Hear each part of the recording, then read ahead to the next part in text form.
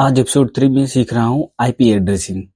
Basically IP दो तरह के होते हैं। एक होता है आपके घर का आईपी और दूसरा हो गया पब्लिक आईपी जो इंटरनेट पे सबको दिखता है। ठीक है, तो जो आपके घर का आईपी है, आई मीन उससे एक तरह से वाईफाई समझ लीजिए। आपका जो वाईफाई है आप उससे रोज कनेक्ट होते हैं। वाईफाई को भी पता है कि आप रोज कनेक्ट हो रहे हैं, तो वो एक आपको प्राइवेट आईपी अलॉट कर देगा। ठीक, और दूसरी होती है जो सबको मतलब पब्लिक आईपी होती है, पूरे वर्ल्ड में फैली होती है। वो एक होता है कि पूरे वर्ल्ड में फैली है, आपको वो एक आईपी मतलब वो पब्लिक आईपी जो आपको दिखे। आप चाहें तो आप खुद से सर्च भी कर सकते हो कि मेरा आईपी क्या है। जैसे आप गूगल पे जाकर सर्च करोगे कि व्हाट इज माई आईपी, तो वेबसाइट आएगा, उस पर आप जाइएगा तो ऑटोमेटिक आपका पब्लिक आईपी दिखाएगा, ना कि प्राइवेट आईपी। वो आपका पब्लिक आईपी दिखाएगा। और आईपी भी दो तरह के होते हैं, एक होता है IPv4 और एक होता है IPv6।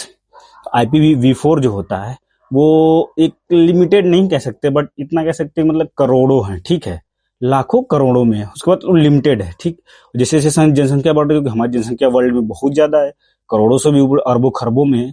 तो उसके लिए हमने इंट्रोड्यूस किया IPv6, जिसमें कि IPv6 में ये होता है कि उसमें अरबों खरबों मतलब समझिए एक तरह से हमारे पास इनफ आईपी है जो हम सबको अलॉट कर सकते हैं।